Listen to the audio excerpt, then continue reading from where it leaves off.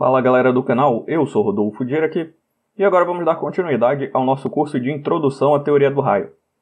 Na aula de hoje, a gente vai iniciar o estudo da formulação lagrangiana. Para começar, a gente vai definir essa função lagrangiana L como uma função de n coordenadas Q1, Q2 até Qn, das primeiras derivadas dessas coordenadas em relação a t, Q1 ponto, Q2 ponto até Qn ponto, e dessa variável independente t. Essas coordenadas elas são chamadas de coordenadas generalizadas, porque elas representam um sistema arbitrário de coordenadas. Posso, por exemplo, ter um conjunto de coordenadas cartesianas, x, y, z, ou então x1, x2 e x3. Poderia ter um sistema de coordenadas esférico, cilíndrico, um sistema de coordenadas do raio, centrado no raio, etc. É simplesmente para mostrar que essa função lagrangiana ela pode ser definida para um sistema de coordenadas arbitrárias. Então eu posso escrever essa função na forma compacta. L de Q, as nossas coordenadas generalizadas, a primeira derivada das coordenadas generalizadas, que é o Q ponto, em relação a t, e a variável independente t. Essa função ela vai representar a lagrangiana do sistema, e aí a gente vai definir uma quantidade S chamada de ação. Essa quantidade S é essa integral aqui, indo de T1 a T2 da lagrangiana dt. Ok? Essa é a nossa quantidade chamada de ação. E aí o princípio de Hamilton, também denominado de princípio da mínima ação, ele vai estabelecer o seguinte: a evolução do sistema da configuração 1, aqui em T1, para a configuração 2 em T2, é tal que a ação é um mínimo. Então, essa função S aqui, ela vai ter um mínimo, obedecendo aqui o princípio de Hamilton. A gente já percebe o seguinte, que essa ação ela tem a mesma forma do funcional que a gente estudou na aula passada. É uma integral de uma função que depende de uma função das coordenadas, da primeira derivada dessa função, e vai ter uma variável independente que vai aparecer aqui. No caso do funcional, a gente estava utilizando x, aqui no lugar de t, y era a nossa função, e y' era a nossa primeira derivada. Aqui a gente está representando a primeira derivada com o ponto. Percebam o seguinte, que não é apenas uma coordenada, que é um conjunto de coordenadas. No funcional da aula passada, a gente fez o cálculo do funcional para uma função y de x. Mas aqui eu tenho q sendo um conjunto, é porque aqui está na forma compacta. Mas q é um conjunto de coordenadas, q1, q2 até qn. Então, feitas essas observações, a gente pode continuar aqui encontrando quem é o mínimo aqui do nosso funcional, que no caso aqui vai ser essa função que a gente chamou de ação.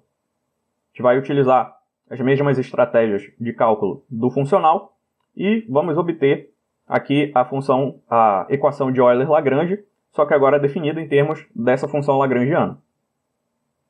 Então vamos lá. Pelos nossos estudos de cálculo variacional, temos que para uma partícula e n coordenadas generalizadas, eu vou ter o meu ΔS, que é o delta da nossa ação, ou seja, o delta do nosso funcional, indo de T1 a T2. Agora eu vou ter um somatório, porque são n coordenadas. Na aula passada eu só tinha uma, agora eu tenho n. Desse integrando aqui, dt. Esse integrando, a gente já sabe, depende da derivada da função em relação a cada coordenada, delta da coordenada, mais a derivada da função em relação a q ponto, ou seja, a primeira derivada em relação à coordenada, delta de q ponto. Essa equação é semelhante àquela que a gente derivou para o funcional. A gente faz um deslocamento delta e delta q e delta de q ponto nessa função lagrangiana, que lá no funcional assumia o caráter de delta y, delta de y', expande em série de Taylor, vai eliminar alguns termos e aí vai sobrar algo muito parecido com isso aqui. Deixa eu até voltar lá, a gente observar essa semelhança entre essas duas equações. A gente expandia em série de Taylor, em ΔY e ΔY', e aí no final terminava com essa equação para o nosso funcional. D de I, ΔI, em termos da primeira derivada, e primeira derivada de f em relação a y e primeira derivada de f em relação a y'. É algo semelhante que a gente obteve aqui. Primeira derivada de L em relação à coordenada, primeira derivada de L em relação à primeira derivada da coordenada. Ok? A gente já sabe, então, por analogia, que esse resultado é semelhante ao resultado obtido anteriormente. Daí a gente não precisa calcular, é só substituir aqui os termos. Então, tenho ΔS igual a essa integral indo de T1 a T2. A gente mantém essa dl dq delta de QI, só coloco o delta de QI para fora, daqui do parênteses. E este termo aqui a gente já sabe que vai ficar menos d dt, d de L, d de QI ponto, e o delta que estava aqui também, a gente colocou em evidência. Ok? Essa equação é semelhante à equação que a gente obteve lá para o funcional. Vou até voltar lá. A equação que a gente obteve para um funcional. Está aqui. ΔI. Estou integrando de x1 a x2.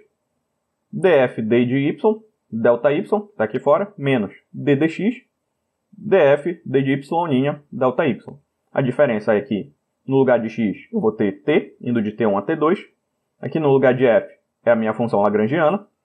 Y, no lugar de y eu vou ter o meu QI. Aqui d dt, no lugar de d dx. E no lugar de y' eu vou ter meu QI ponto.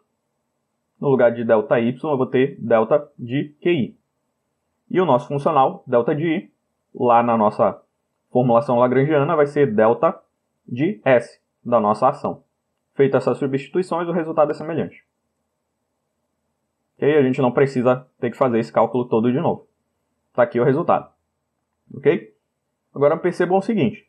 Como os delta QI são funções arbitrárias de t, aqui eu vou ter n coordenadas, e essas coordenadas são funções de t, a condição de mínimo, ΔS igual a zero, eu faço o meu funcional igual a zero, é satisfeita se esse integrando aqui, incluindo o meu delta de QI, igual a zero. E agora a gente tem uma ligeira diferença no resultado. Porque aqui a minha solução é dada em termos de delta de QI. Ok? Eu preciso assegurar que não haja vínculo entre as coordenadas. Assegurando isso, eu vou poder considerar esses delta de QI e as coordenadas QI independentes, de tal sorte que eu vou ficar somente com essa parte entre parênteses aqui da equação. Assim, se não houver relação de vínculo entre os QIs, temos que os diversos delta QIs são independentes. Nesse caso, e somente nesse caso, eu vou ter o seguinte. Essa parte aqui, entre parênteses, igual a zero, que é justamente a nossa equação de Euler-Lagrange. A diferença é que antes eu tinha para um funcional f, e somente para uma coordenada, que era a coordenada y, agora eu tenho para n coordenadas aqui do meu sistema. Vai ser dl, d de QI, menos d dt, d de L, d de QI ponto. Isso é igual a zero. Essa é a equação de Euler-Lagrange. Okay? Esse i vai variando de 1, 2 até n. São as coordenadas do meu sistema. Então, isso aqui é um sistema de n equações. Se eu tiver, por exemplo, em três dimensões, eu vou ter dl dx, dl dy, dl dz. Eu vou ter 3 equações aqui, para o caso de 3 dimensões.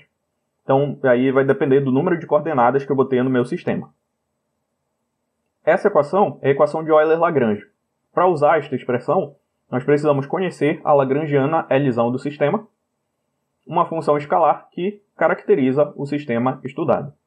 Ok? Então, essa é a nossa equação de Euler-Lagrange, agora estabelecida em termos da lagrangiana. Na próxima aula, a gente já vai partir para a formulação hamiltoniana. Se vocês tiverem alguma dúvida, deixa aqui nos comentários, que eu respondo assim que possível. Por essa aula é só, e até a próxima. Seja membro apoiador do canal Geofisicando. Quem é membro apoiador tem acesso a vários benefícios exclusivos. Dá uma olhada no nosso Apoia-se.